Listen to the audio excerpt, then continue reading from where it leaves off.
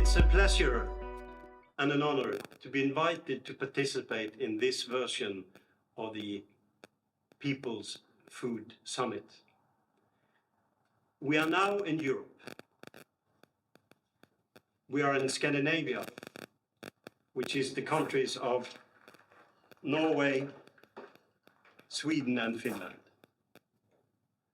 And now, specifically, we are in Sweden, close to the city of Stockholm. And Sofi, Gerber and myself, Jostein and Hertwig, we will take you through this event. We will start explaining a little bit of the place we are here at Killebyholm. We will say something about an EU project, Kismet, and then the biodistrict, Sörmland.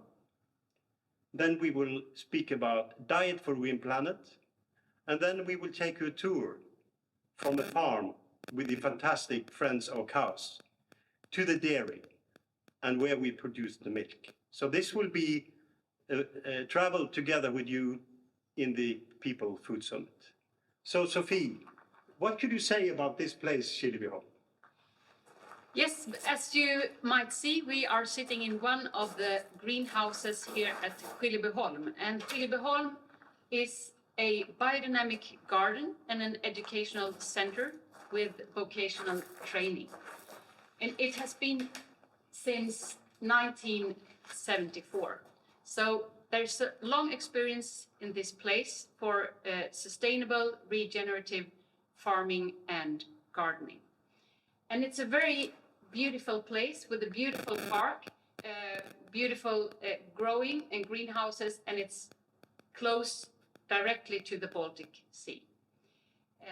And during the season, the place is full of students studying biodynamic and regenerative gardening and agriculture. And it's also a restaurant making food directly from what is produced here at Killebyholm and at the neighboring farms. And you can also come as a customer and buy these things in a small farm shop. So you could say is when we talk about this food from local market, it's a zero mileage kind of. Yeah. It is, and I forgot to say it's also self-sufficient on the inputs, more or less. We have the compost here just behind the greenhouses. The manure comes from the neighboring farm and the cows there, combined with all the local resources here from Killebyholm. So here we can say we're not only saying the hallelujah, but we are doing it. Huh? We are doing it for real, full scale at Killebyholm. That's good. So now I will tell you a little bit about, we have been so lucky. We have an EU project. That's a project in the Baltic Sea region. So we have some money from the governments in order to do what we would like to do. And this project is called Kismet. I wondered a long time what it was. Didn't you, Sofi? Because is it the abbreviation or something? But what is the meaning of Kismet? It's actually Turkish for faith. Oh, this is a very good project, and the name is Faith. So this is, we have kind of, the future in our hands, and we have to take care now, because as we all know, the situation is not so very positive. As Antonio Guterres, the General Secretary of the United Nations, says, we are on a highway to climate help, and we are still on the accelerator. So what we would like to do with like-minded people like you participating in the People's Food Summit, we have to now take the actions and show really another direction. Could we call it, what do we call that innovation? Is it like, we don't want to do business as usual. We would like to do radical. Yeah, and maybe even disruptive innovation. What do you mean by disruptive? By disruptive, I mean that we do something that is not inside the system, but goes beyond the system and creates something new. So it's not what we try to do. It's not greenwashing. We would like to do some real changes in the world. Like Mahatma Gandhi said, be the change you would like to see in the world. And this is what we would like to do here. We would like to make a model and show real practical example of what we call radical innovation and what you say, Sophie, disrupting. So we have to do something now, and time is for action. Now, I would like to say a little bit of this, speak about the Kismet project. It's a 3-year project, and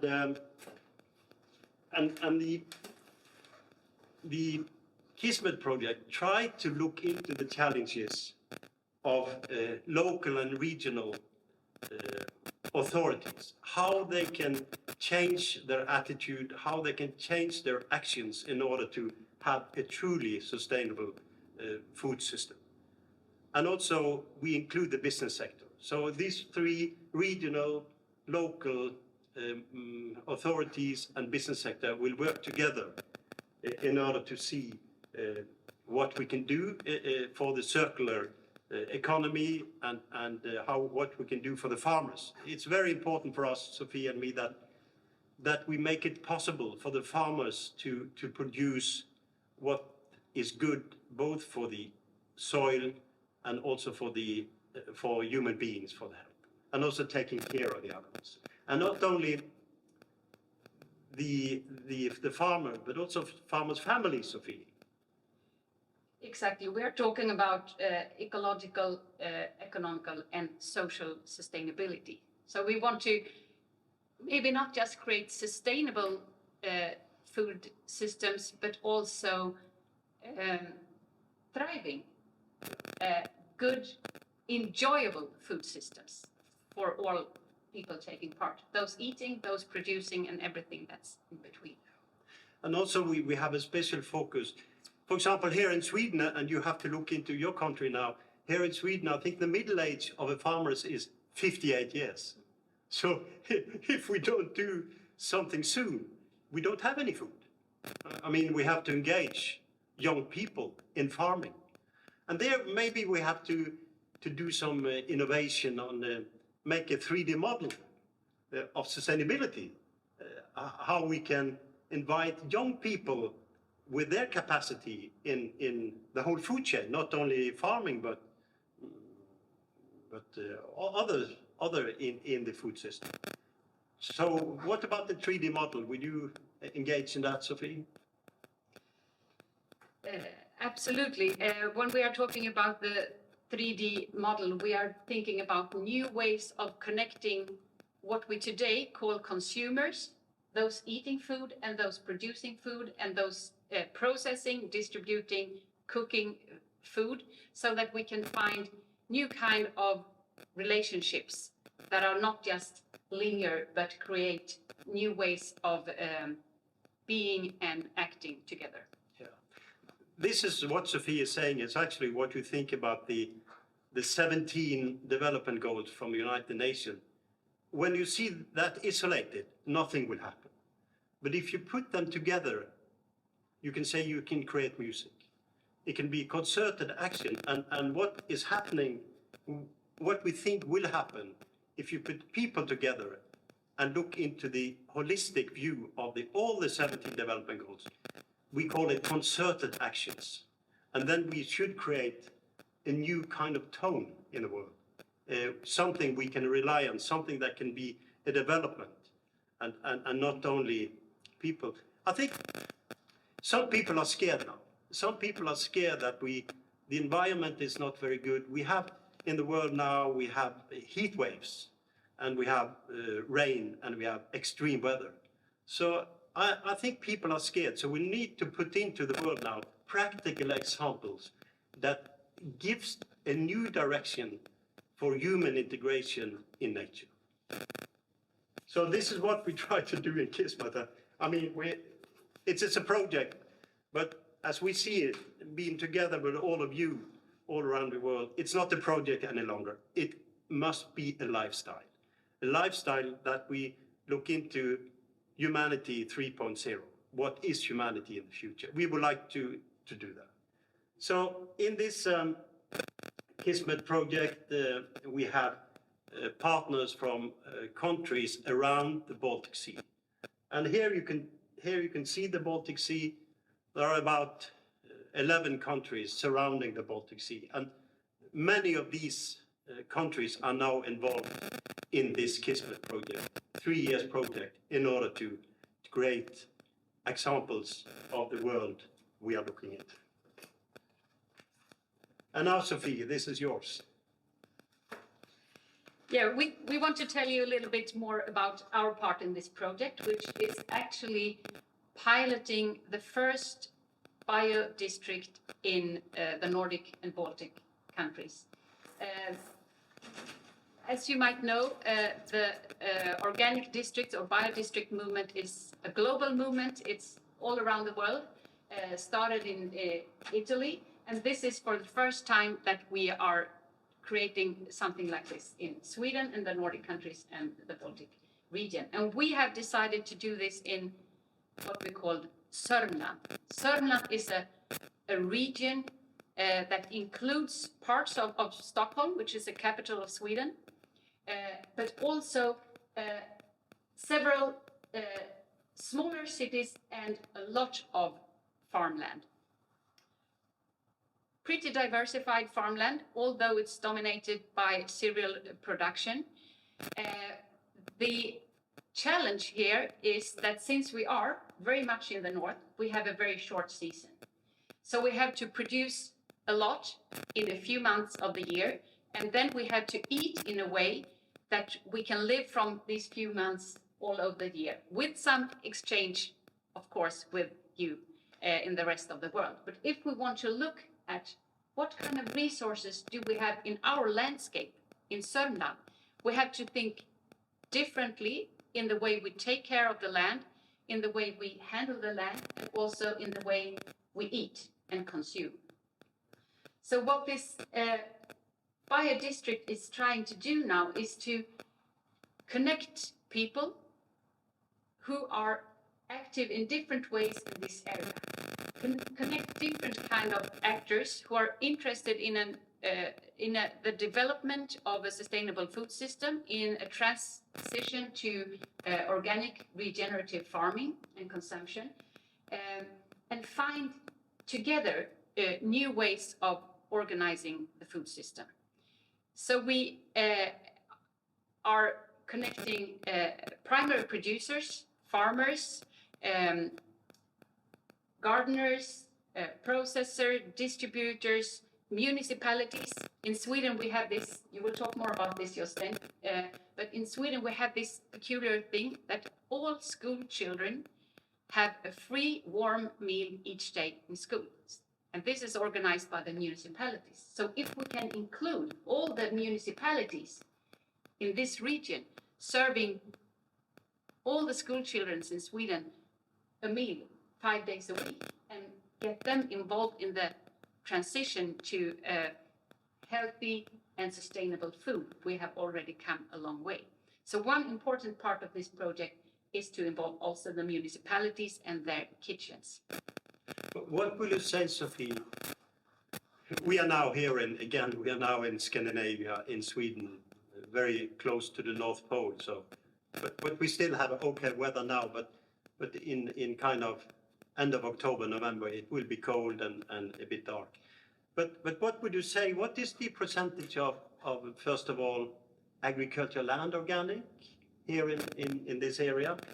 In this area, about 20% of the land is grown organically. And what about, we talk about municipalities and consumption of organic food. How much is that approximately in this area? It depends very much on which municipality, because they have the municipalities are very autonomous. But we have one municipality in which we are right now, Södertälje. They have about 70% organic food in their school meals. And then we have municipalities who are very low, and most of them, I would say, are somewhere in between, maybe around 40% organic food. But we can say that in Sweden, the aim is within 2030 to have 30% organic land. And when it comes to public meals, 60% within 2006. So they are actually looking, and it's up to us to do it. I mean, we have to involve people in order to have this to happen. So, and you say that we are including people here, but how do we do that? Okay, we are doing this in different ways. We started with the farmers and the gardeners, and started to create working groups, because it's a huge area and we are addressing a lot of different kind of actors. And we decided, let's start with the primary producers. Let's start with the base of food production. So we first invited organic farmers and gardeners to a meeting where we together formulated what are the challenges of today's food system in general in Sweden and in this area, and where would we like to be? What are our goals and how are we going to get there? So this was the first group of people we involved. We are also involving people from gastronomy, working with food culture, both public meals, but also out of house restaurants and kitchens. Then we have one working group working with social inclusiveness, integrating people who are unemployed, maybe have disabilities, immigrants and things like that. How can they be integrated in a sustainable food system in a good way? We have one working group working with the availability of food. How is the food going to come from the primary producer to the consumer? How is it going to be processed, distributed, and end up at the consumers in a way that it is still of high quality, it is healthy, and it is affordable for the consumer, but still gives enough money for the farmer to live a good life? I think this is just fantastic, and we are involved in this international network of eco-regions or biodistricts, and we are so happy to have friends all over the world. And for us, organic district, biodistrict is a modern way of organizing democracy and putting food and people in the center. Because we have the challenges of biodiversity loss, we have the challenges of climate, we have the challenges of public health. People are not getting the food they deserve. And also, because of some crisis in close related countries here, we have food sufficiency. How can we secure food for people in our municipalities? We saw that in one municipality, if something happened, we had only food for 3 days. We have to look into this. We have to do local food for local markets. And if we need to import, we would like to import from you. We would like cacao from friends that have an organic district or people that have a regenerative agriculture. Bananas, all these things we cannot produce here. Then we need to have a new system of international trade. We have to break the big companies' role, and so we do something for the people with good food. So, as Sophie mentioned, we have a concept of we call it Diet for a Green Planet. And the inspiration for this concept is the book of Frances Moore-Lapé. It was in the 17th. She called it Diet for a Small Planet. And she was the first, actually, author that presented this figure to say that if we should live sustainable and if you should take care of the resources in an effective way, we need to look into the food we eat. So that we need to reduce the unnecessary meat consumption. And maybe we have to eat more whole grain and more cereals. And here you can see the staple here, what energy we use when you produce 1 kilo of beef, and what energy you use if you produce 1 kilo of cereals. We are not saying at all that you should not have animals and eat meat, but we have to reduce the amount and the unnecessary meat, and not to speak about, we have to look into animal welfare. So the food we eat, or the meat we eat, should come from farms that take care of the animals. Here in Sweden, for example, we eat per capita something like 60 kilos meat every year. In Denmark, they eat 120 kilos per capita. In the US, 140 kilos. In India, 7 kilos. So we have to see how we can reduce unnecessary meat consumption in our society. And this is kind of the background for what we call Diet for a Green Planet. And Södertälje municipality, which is the municipality we sit now, we have a lot of like-minded people that serve 15,000 meals every day, according to the concept of Diet for a Green Planet. They have 90 kitchens. And the point with the kitchen is that they are fully sufficient. They produce the food from start. Not doing this with the scissors and just warming. They do it from the start with the ingredients. It's a very good concept. And there are about 200 people working in the diet unit. 70% is organic. This is a fantastic figure. 70% of all food served in school is organic. And not at all, no increased cost per unit. It's the same price as conventional, because they have thought about the holistic system, taking from seasons, reducing unnecessary products. And this is now the criteria of Diet for a Green Planet. It should be tasty and nutritious. You cannot offer food that tastes bad. So you have to see that this is good food. Organic and from ecological regenerative agriculture. And one of the examples of organic regenerative agriculture is Demeter. Demeter is what is it in international certification for regenerative farming. Yeah, so this is in fact the only international certification, I think, for organic. At least on a global scale, yes. Yeah.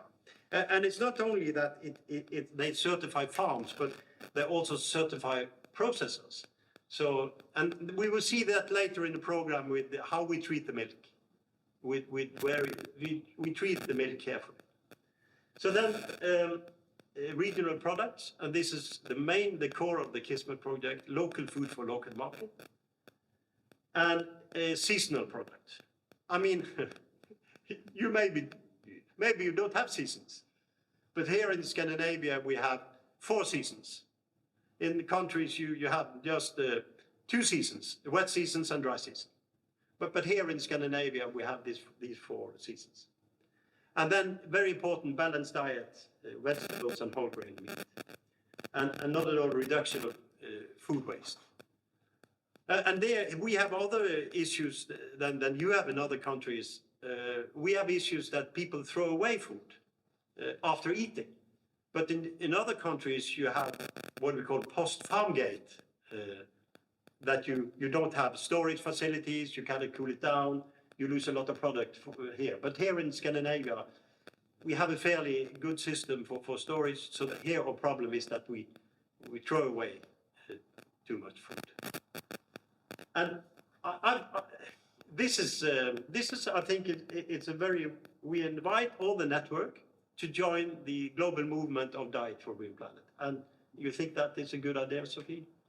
I think it's a splendid idea, because the good news is that what is good for the planet is also good for human beings. So it's healthy for our planet, and it's healthy for those eating it. And I think when we look at how it's working here, it's very interesting that this is working with school children. So we start actually with the future. We start with those who are going to eat in the future, and it's also a cultural task to make children eat what is good for them and what is good for the planet, and find this good and tasty as well. And we, Sophia and me, we have been in many of these school restaurants, and what I think is good, it's a social issue, that they really have chefs, professional people that make food at the kitchen. And you can see they are smiling. So it's not only that we do the food according to Diet for Green Planet, but we look after the people who's doing it, that they have a good time producing good food for the children with a smile. I think that in the organic movement, we should always remember the smile. We have to have humor, we have to enjoy life with good products and take care. So thank you very much. This was an introduction from Sophie and me, and then in the next session, we will look into how we produce milk. I mean, we will go to the farm, Yttereneby farm, then we will go to Järna Mejeri, and then we will see how the milk is distributed as a social initiative. So good to be with you all. We are one world in one planet, one people. Thank you. Thank you.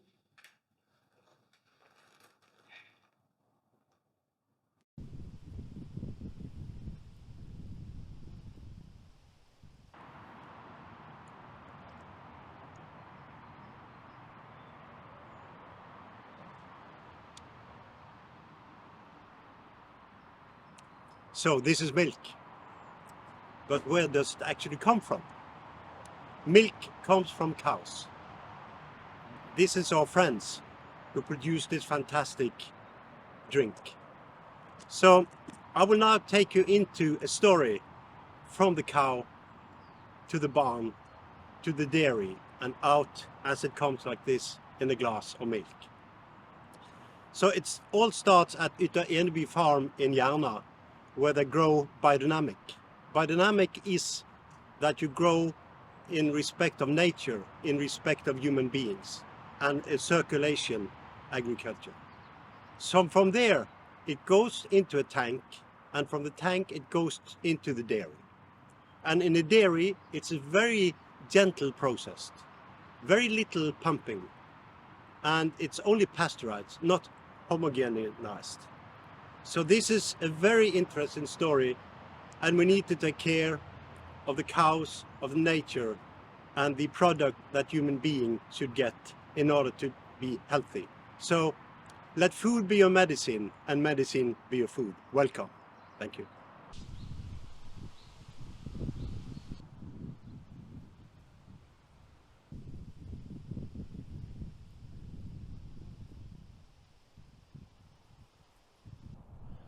Hello Max, now we are at Yttereneby gård, Yttereneby farm. Who are you? I'm Max Geiger, a farmer here in Järna, Yttereneby. Biodynamic farmer.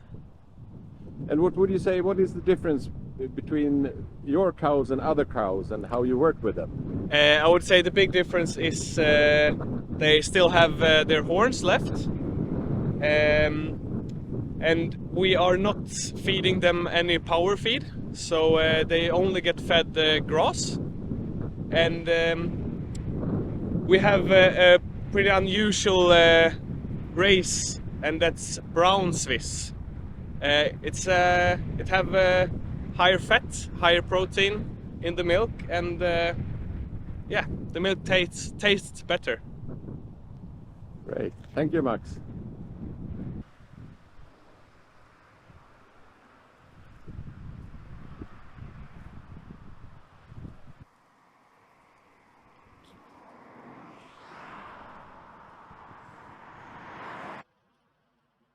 We pick up the milk from the goat and we pump that to the mottagningstank, receiving tank, upstairs. Only once we pump. And then from upstairs to the pasteurizer, the milk free fall and without pumping. And then the pasteurized pump, it manage the level of the product pasteurized according to the speed of the pasteurization. So the milk is pasteurized at minimum temperature of 72 degrees. If the temperature is low, then it's the automatic valve goes open, the milk come back to the balanced state. So then is we have 100% sure about the pasteurized milk is good at temperature. So when during pasteurization, the milk, the third phase, the milk is cooled down to 4 degrees and stored in a storage tank, also upstairs. The same flow of the pasteurization pump, it goes upstairs, and there is a storage tank. And after that, when we finish pasteurization, it's a filling process. In the filling process, also you open the tank valve, and it free fall come to the filling machine downstairs. Then there is also no pump in only twice. When the mutagening tank, there is a pump, that is a safe pump. It will not damage the product. And the pasteurizer pump, it is the pump, it is a centrifugal pump. It is internationally used. We cannot change that. But for a low speed, it is okay for a product. We never have any problem with that. Yeah. And our product is safe with a low temperature and low or almost no mechanical damages on the milk or other products. That is the pasteurization, 2 degrees. Yeah. If it is a high pasteurization, it is for yogurt products. It is up to 82 degrees. That is also in the dairy world, everyone knows, but normal people, they don't know what the temperature is. Yeah.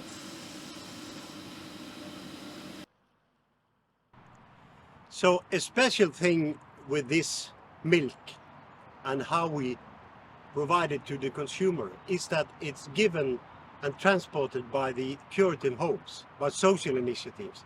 It is Klokkargården, it is Norbyvelle and Målargården who transport the milk every week from the dairy and to the consumers. And this is so important because we give these people very good job, they like it, and the consumer really love it when they come to deliver the milk. Thank you.